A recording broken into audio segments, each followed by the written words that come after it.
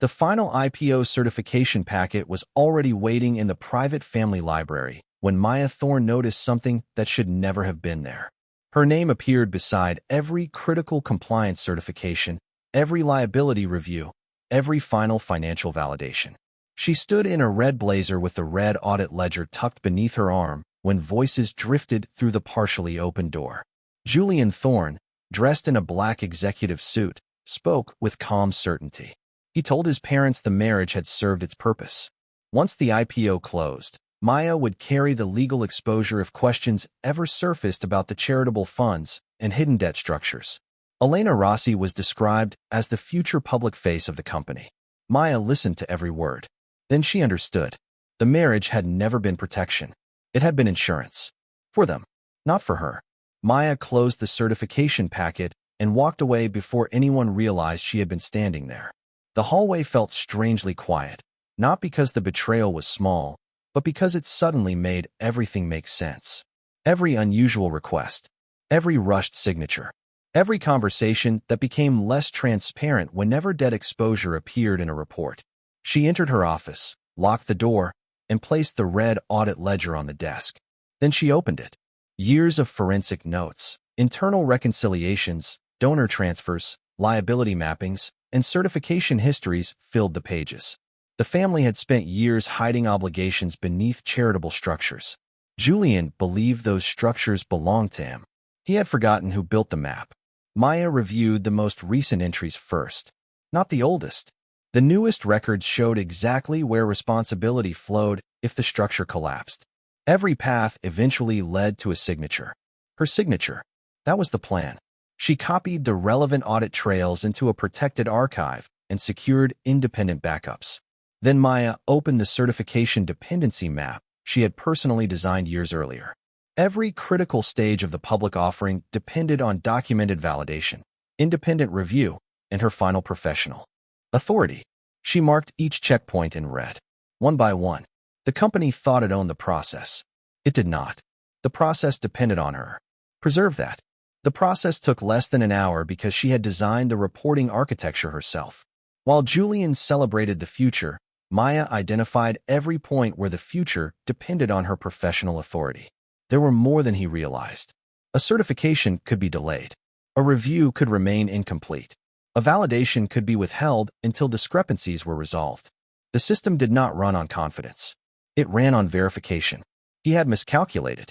Her phone lit up with a message from an executive assistant asking when the final certification package would be approved. Maya stared at the screen for several seconds before placing the phone face down. No response. Not yet.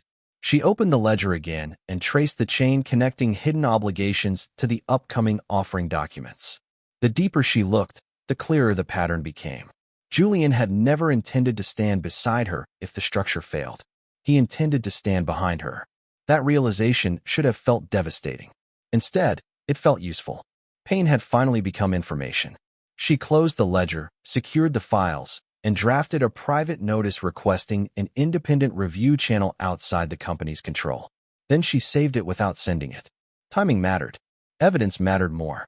As midnight approached, Maya took the red audit ledger, left the building through a private exit, and made a decision that would change everything. She would never sign the final certification. Maya spent the rest of the night inside a temporary records suite she maintained for sensitive forensic reviews, a place few people inside the company even knew existed. The red audit ledger rested on the table beside a laptop filled with archived financial pathways. Outside the windows, the city continued moving through its own routines. Maya barely noticed. Her attention remained fixed on a different problem. Not the debt, not the IPO, not even Julian. For years, she had believed intelligence created respect.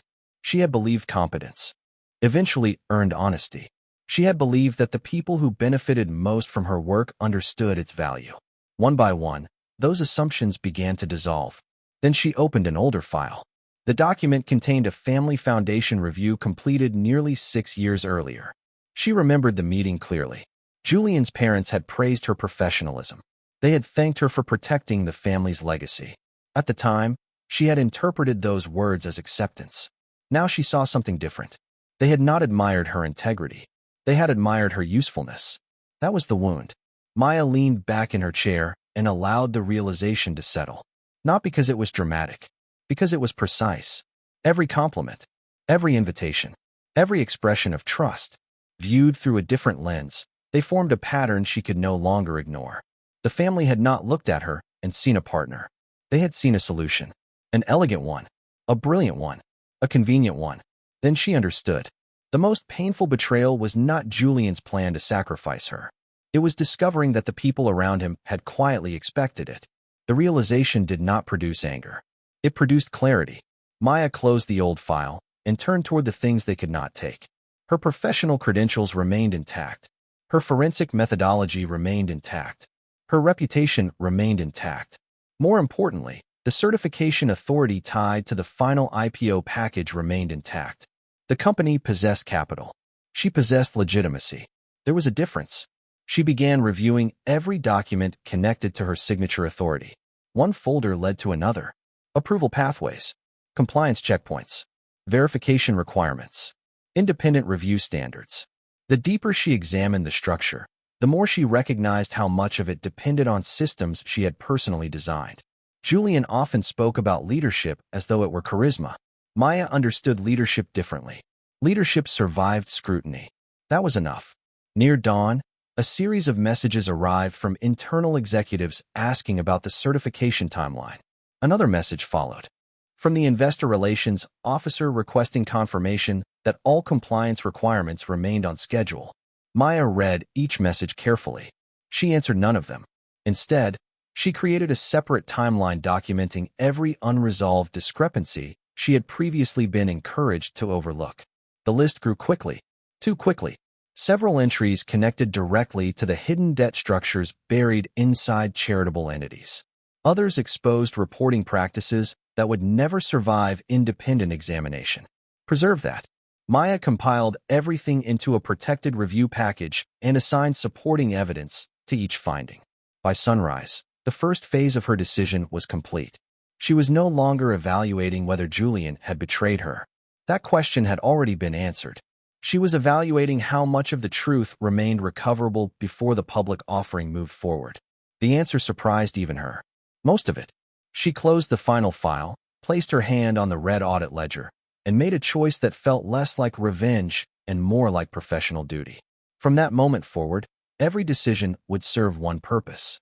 The truth would travel farther than the lie. Maya understood something most people never learned about forensic auditing. Fraud rarely lived inside a single transaction. It lived inside relationships between transactions. Hidden obligations moved through donor round-tripping, related party consulting invoices, restricted foundation transfers, and timing adjustments across reporting periods. To ordinary executives, the transactions looked charitable. To Maya, they looked like debt wearing a charity badge. Most executives looked at balance sheets. Maya looked at pathways. During the next several days, she rebuilt those pathways from the ground up.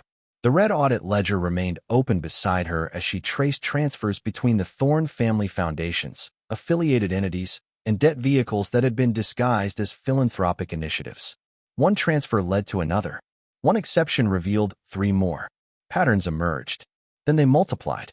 One foundation transferred money to a nonprofit partner. The nonprofit partner hired a consulting entity connected to a Thorne-controlled network. The funds returned to the system carrying a different label. On paper, the transaction looked clean. Under forensic review, it revealed circular movement designed to disguise exposure. She was no longer gathering evidence. She was reconstructing intent. That distinction mattered. A mistake could be explained. A pattern could not. Maya created a comprehensive liability map showing exactly where undisclosed obligations entered the system, where they were concealed, and which certifications had been used to create the appearance of compliance. She also isolated obligations that had been shifted between reporting periods just before investor disclosures were prepared. The debt never disappeared. It simply changed calendars. Every route eventually crossed the same intersection. Her signature authority. Julian had built an entire future around one assumption.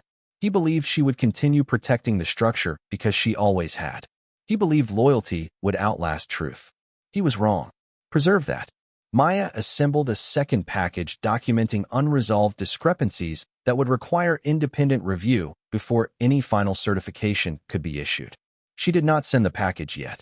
Timing remained part of the strategy. Instead, she secured every supporting record and verified its chain of custody. Facts were powerful. Verifiable facts were untouchable. Meanwhile, inside the executive headquarters, preparations for the public offering accelerated. Internal reports circulated describing investor enthusiasm and projected growth. Media interviews were scheduled. Presentation materials were finalized. Elena Rossi appeared repeatedly in promotional content, carefully shaping the image of Julian as a disciplined visionary who had transformed family wealth into modern success. The narrative was elegant. That was the problem. Narratives rarely survived contact with evidence. During one investor preparation session, Maya quietly reviewed a recorded executive briefing. Julian stood before a group of advisors discussing the upcoming offering. Confidence filled every answer. Technical substance appeared less often.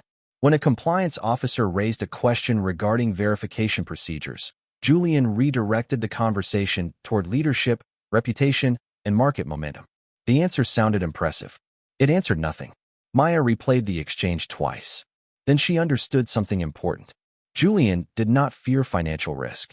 He faced financial risk every day. He feared professional exposure.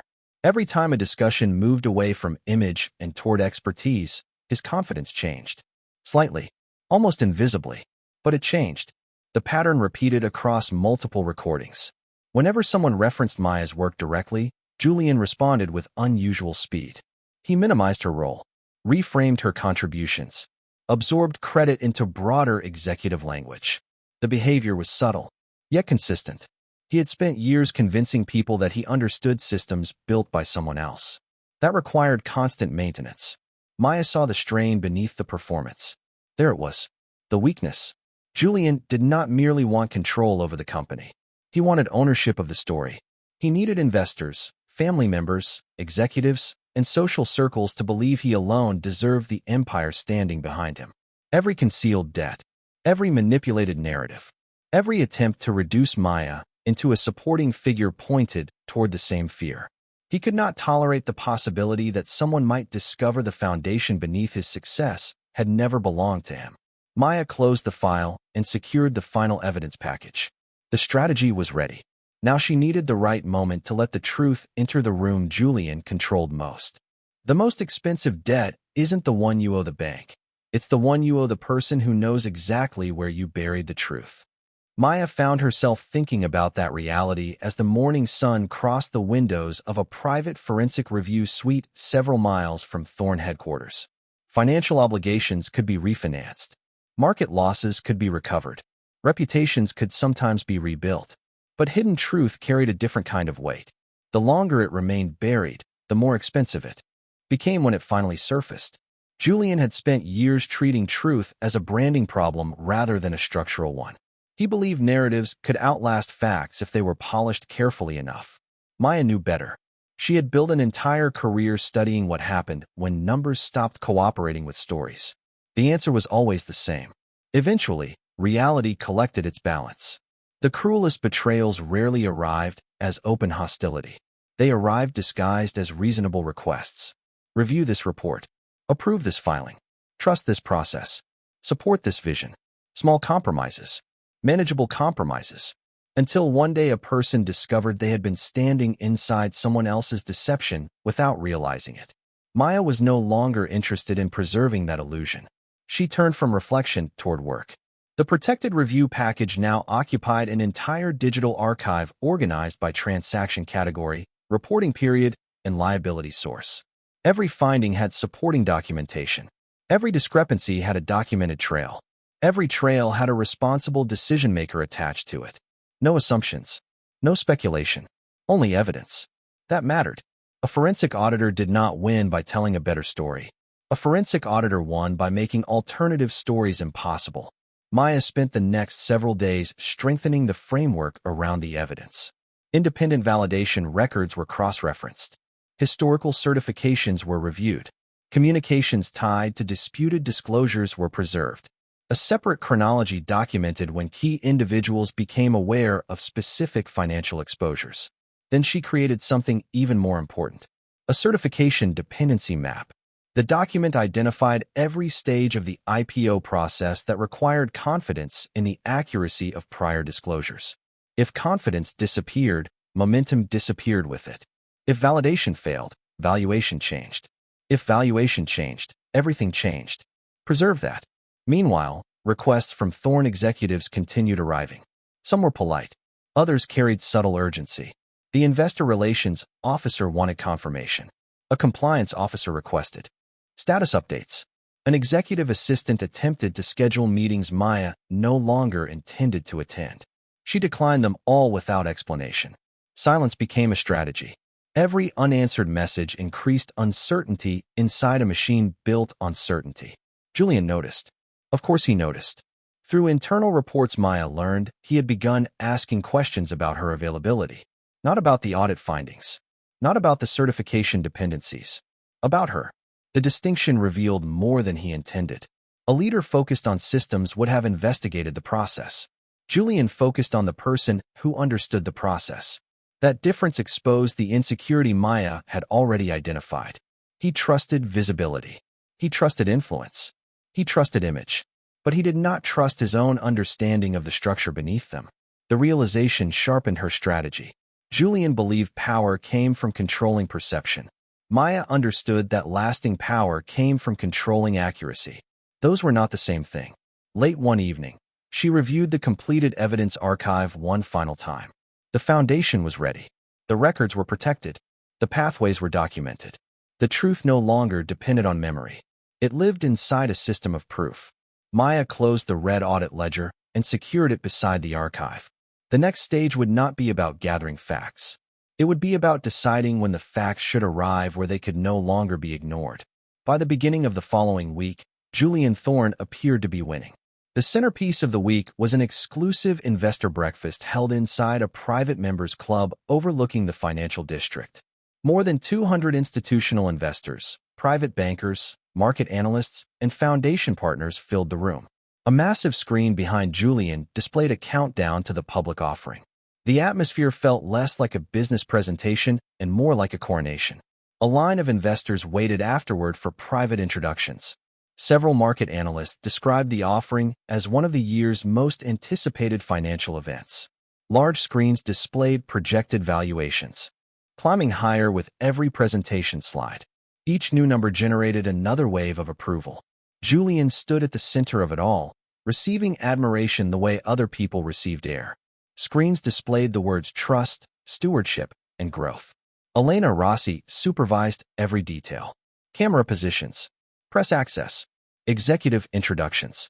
Even the white floral arrangements had been selected to reinforce stability and confidence.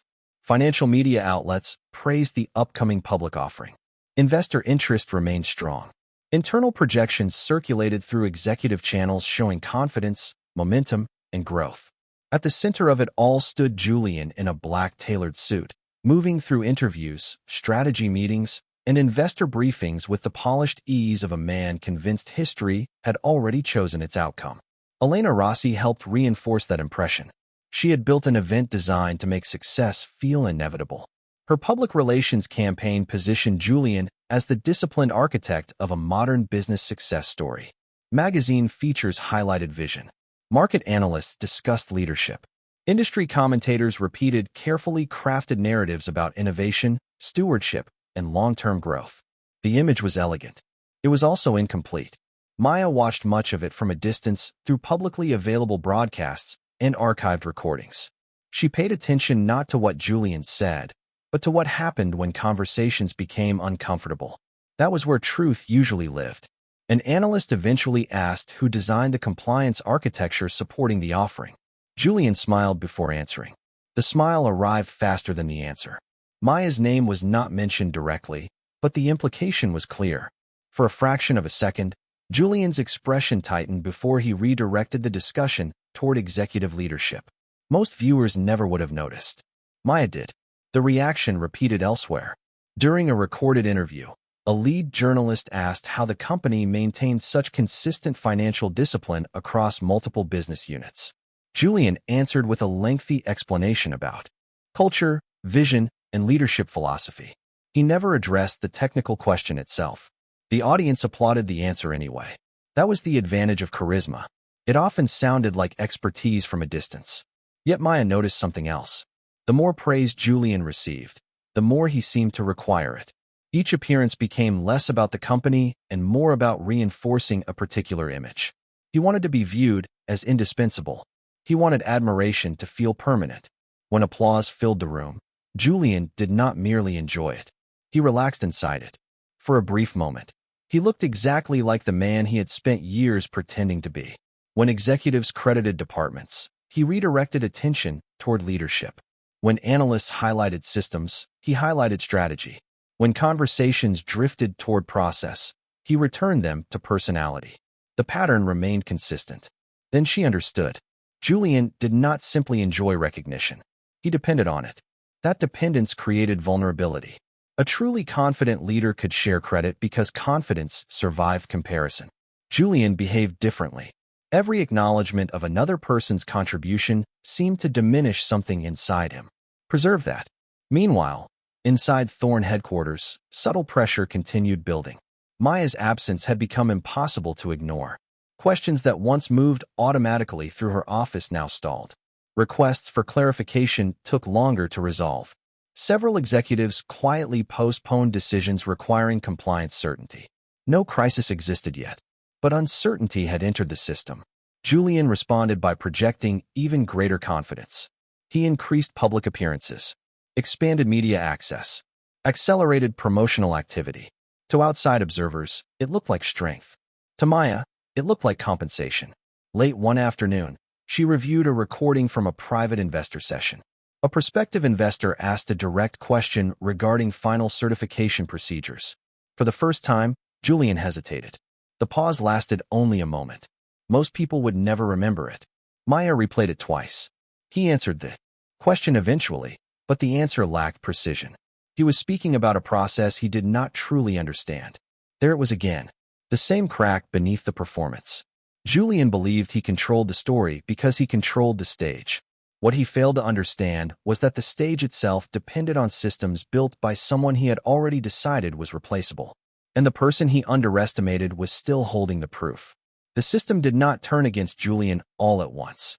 Systems almost never worked that way. They shifted one requirement at a time, one verification at a time, one unanswered question at a time. The first sign appeared inside a routine compliance review connected to the public offering timeline. A certification checkpoint that normally passed within hours remained unresolved. No accusation accompanied the delay. No dramatic announcement followed. The file simply remained open. Then another review request required supplemental documentation. Then another disclosure required clarification regarding historical charitable obligations. Individually, each request seemed manageable. Together, they created friction. And friction was dangerous inside a process built on momentum. Maya watched the changes from a distance as her protected review package moved through independent channels beyond the company's control. She had not launched a public attack. She had not made a speech. She had not contacted the media. She had simply allowed questions to reach places where answers mattered. That was enough. Within days, internal correspondence inside Thorne headquarters began changing tone. Messages that once assumed approval now requested confirmation. One investor deck returned with a single line highlighted in red review language, pending verification. The phrase appeared in red. For the first time, uncertainty was visible. Timelines once presented as certain became conditional. A major investor call shifted from confirmed status to provisional status. No one panicked. That was the warning. Panic meant people still believed the problem could be contained. Professional caution meant they were already preparing for the possibility that it could. Not. No explanation was offered publicly. The change spoke for itself. Language shifted subtly. Confidence became caution. Preserve that. The investor relations officer circulated an updated schedule acknowledging additional review requirements. Several prospective investors requested expanded access to underlying compliance materials. A private banker representing a large institutional participant asked for enhanced verification regarding certain foundation-linked transactions. None of these developments sounded catastrophic, yet every one of them signaled the same reality. Trust was being audited. For years, Julian had operated inside an environment where trust arrived before evidence. Now evidence was being requested before trust. The distinction altered everything. Meanwhile, the independent review process continued examining the documentation Maya had assembled: liability pathways, certification dependencies, historical disclosures, transaction chains. The findings did not rely on speculation. They relied on records. That made them difficult to dismiss. One afternoon, an executive assistant attempted to schedule an urgent meeting between Maya and senior leadership. She declined. Hours later, another request arrived through a compliance officer. Maya declined again. The company wanted cooperation. What it needed was accountability. Those were different things. Across town, Julian intensified his public schedule. Additional interviews were arranged. More appearances were added. More statements were issued. The strategy seemed obvious. If confidence weakened internally, strengthen confidence externally. Yet every new appearance increased exposure. Every new promise invited scrutiny. Every new declaration created another statement that could later be compared against evidence. He did not see the trap because he believed visibility created safety. Maya knew visibility often accelerated consequences. Then a critical development emerged. An independent review inquiry requested clarification regarding the final certification process itself, not the public relations campaign, not market enthusiasm. The certification process, the exact area where Maya's authority remained essential. For the first time, the conversation moved directly toward the foundation beneath the offering. Julian could not redirect that discussion with charisma. He could not replace documentation with confidence. He could not substitute narrative for validation. The structure required proof, and proof followed rules. The pressure began spreading quietly through the organization. Executives checked language more carefully. Advisors asked more detailed questions. Conversations grew shorter. Responses became slower. Nobody called it a crisis. Not yet. But the machine no longer moved with the certainty it once possessed. Maya reviewed the latest developments inside the red audit ledger and closed the cover. The shift she had anticipated was finally underway. The truth had entered the process. Now the process was beginning to react. Loss of control arrived in stages. That was what made it so difficult for Julian Thorne to recognize. He kept waiting for a single catastrophic moment, a dramatic event he could confront, negotiate, or overpower. Instead, authority began leaving him through ordinary interactions that suddenly felt unfamiliar. The first warning appeared during a meeting with several institutional investors. Questions that once focused on growth projections shifted toward certification dependencies and unresolved compliance reviews. Julian answered with confidence. He always had. Yet confidence no longer ended the discussion. Follow-up questions appeared. Documentation was requested. Assurances were no longer enough. The meeting ended politely. It also ended differently than it would have a month earlier. Julian noticed. Then he noticed something else. The investor who normally lingered afterward to discuss future opportunities left immediately. No explanation, just distance. The pattern repeated across the following days. The executive assistant who once stood the moment Julian entered a room now remained seated, eyes fixed on a scheduling screen, voice carefully professional. A board representative who once greeted him warmly became noticeably formal. Another board representative avoided eye contact altogether and focused on documents instead. Conversations shortened. Smiles disappeared. An executive who routinely sought his approval suddenly deferred questions to compliance teams instead. Small changes. Meaningful changes.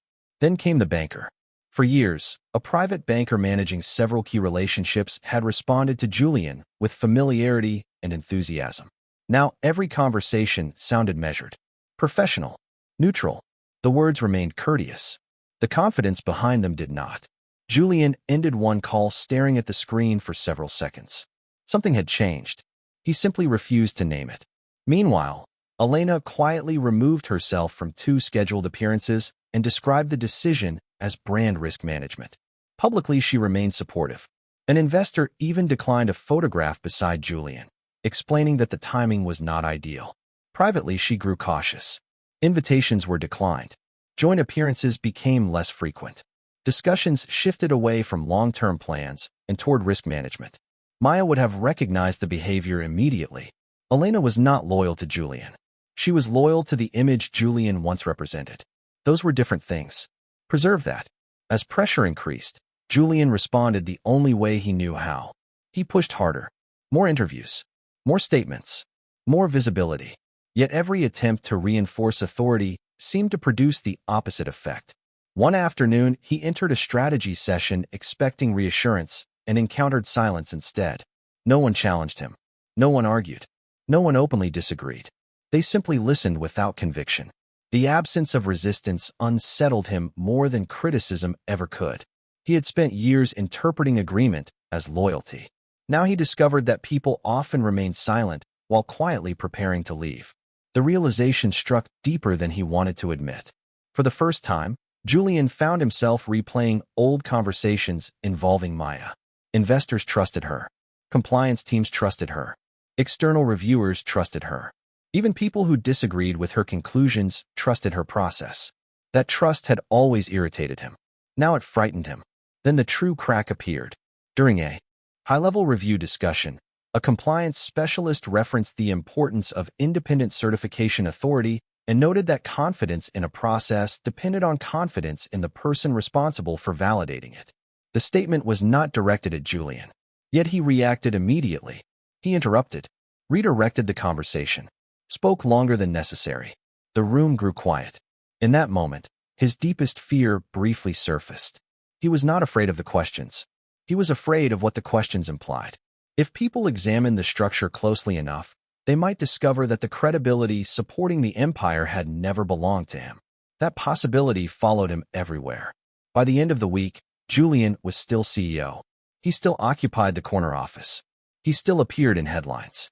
Yet for the first time in years, he felt something slipping beyond his reach. Not money, not status, belief. And belief had always been the asset he valued most. Julian finally requested a private meeting 3 days before the public offering was scheduled to proceed. Not through lawyers, not through public statements, not through intermediaries. He contacted Maya directly. The message was brief, professional, urgent. Maya agreed to meet him in a private conference room inside a neutral business center several miles from Thorne headquarters. She arrived carrying the red audit ledger. Julian arrived alone in a dark charcoal suit that looked noticeably less commanding than it once had. The difference had nothing to do with clothing. It had everything to do with certainty. For several moments, neither of them spoke. The silence felt unfamiliar. Years earlier, silence between them had carried trust. Now it carried evidence. Julian began carefully. He spoke about timing, market conditions, employees, investors, and reputational consequences. He described the damage that could spread if the process continued unraveling. He framed the situation as a shared problem requiring a responsible solution. Maya listened without interruption. Then he shifted strategies. He suggested misunderstandings had occurred. He implied pressure from family expectations had complicated decisions. He hinted that certain conversations had been taken out of context. The explanations sounded polished. They also sounded rehearsed. Maya opened the red audit ledger and placed it on the table between them. Neither reached for it. That was enough. Julian's eyes moved toward the ledger more than once. Every path led back to the same object. Every unresolved question lived somewhere inside it. Eventually, he stopped speaking about context and arrived at the real request. He needed her certification authority. He needed her cooperation. He needed her to help stabilize confidence before the final review process reached its conclusion. There it was. Not an apology. A requirement. Maya studied him quietly. The years had stripped away many illusions, but not her ability to recognize patterns. Julian was still trying to solve a structural problem through control. He still believed the right conversation could restore a system built on the wrong foundation. Not this time. You never wanted a wife, Julian, she said calmly. You wanted a signature you could control. The room became still. Julian looked away first. Maya continued. Because every time someone trusted my numbers, it reminded you they never trusted yours. The words landed with more force than any accusation. Julian immediately tried to object. He spoke about leadership, vision, responsibility. Maya let him finish. Then she closed the ledger. You never feared losing money, she said. You feared people discovering you needed me to understand the structure you claimed to command. Then Maya removed a single document from the red audit ledger and placed it on the table. Notice of non-certification pending independent review. Julian read the title once. Then again. The offering could not proceed through final validation without the authority he had spent years trying to control. I am not destroying your empire, Maya said.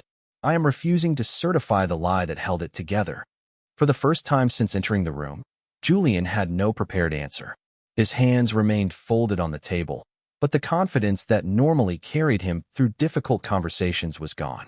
Maya finally saw the truth without disguise. He had spent years trying to prove he deserved the empire. Not because others doubted him, because he doubted himself. Every attempt to erase her role had been an attempt to silence that fear. Every effort to control the narrative had been an effort to avoid the comparison he could never win. Preserve that. Julian made one final attempt. He spoke about consequences, about what would happen if the process continued. Maya stood before he finished. The consequences began when you decided truth was optional. Her voice never rose. It did not need to. The decision had already been made.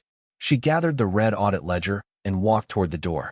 Julian remained seated inside a room he could no longer control. As Maya left, she understood something he never had. Empires could survive mistakes. They rarely survived foundations built on denial. And Julian had spent too many years denying the person who built his. An empire built on a lie doesn't fall when the money runs out. It falls when the person holding the pen decides to write the truth. Months later, Maya Thorne would occasionally think about how quickly powerful people confused visibility with strength. A name on a building, a headline in a magazine, a carefully managed reputation. Those things looked permanent from a distance. Yet permanence was often an illusion.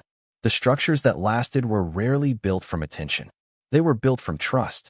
Julian had spent years investing in appearances while treating credibility as an asset he could borrow indefinitely. Maya had spent those same years protecting systems, records, and standards that nobody applauded. In the end, only one of those investments survived scrutiny. There is a price to betrayal, but it is rarely paid in the room where the betrayal begins. Most betrayals send consequences forward through time. They move through relationships, institutions, reputations, and opportunities until they eventually arrive at their destination. Julian learned that lesson slowly. The public offering never recovered. Independent findings triggered additional reviews. Investors redirected their capital elsewhere. The image that Elena Rossi had worked so carefully to construct dissolved under the weight of documented reality. One by one, contracts disappeared. Invitations stopped arriving. Strategic partners moved on. Elena moved on as well. Not dramatically, simply efficiently. The future she had attached herself to no longer existed. Julian remained wealthy by most standards. Yet wealth was no longer the issue. Influence had diminished. Credibility had diminished. The certainty that once followed him into every room had vanished. The empire survived in fragments, but the mythology surrounding it did not. Meanwhile, Maya built something entirely different. Thorne & Justice Associates opened inside a modern red-accented office complex designed around transparency rather than prestige.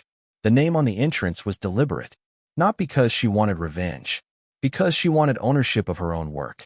The front floor was built around a public records integrity center, a forensic review laboratory, and a training hall dedicated to professional accountability. Executives, nonprofit leaders, auditors, and compliance teams came there to learn how truth survives pressure. Clients arrived from industries that had watched the Thorne collapse unfold and reached the same conclusion. Truth was expensive. Fraud was more expensive. Maya hired carefully, built slowly, expanded only when systems could support growth. Every process reflected lessons learned from the life she left behind. No shortcuts, no borrowed credibility, no paid blindness. One autumn morning, she stood in the lobby before the official opening ceremony. The red audit ledger rested inside a protected archive visible through a glass wall beside the training hall. Above the archive hung a single inscription engraved into brushed steel: "Truth survives documentation." Not as a trophy, as a reminder. The ledger represented the moment she stopped confusing loyalty with obligation. It represented the day pain became discipline. Guests began arriving. Industry leaders, compliance specialists, financial professionals, people who respected expertise because they understood its value. Maya greeted them with quiet confidence. She no longer needed anyone else's approval to validate her work. Across the city, outside the former headquarters that had once defined Julian's identity, reporters gathered near the entrance while tax investigators continued reviewing records connected to ongoing inquiries. Maya never saw the scene herself. She had no reason to. The final victory was not watching him fall. It was no longer needing proof that she had risen. Maya walked to the archive and placed the red audit ledger onto the permanent shelf prepared for it. Years of deception, pressure, and sacrifice now occupied a space dedicated to professional truth. Then she turned toward the training hall.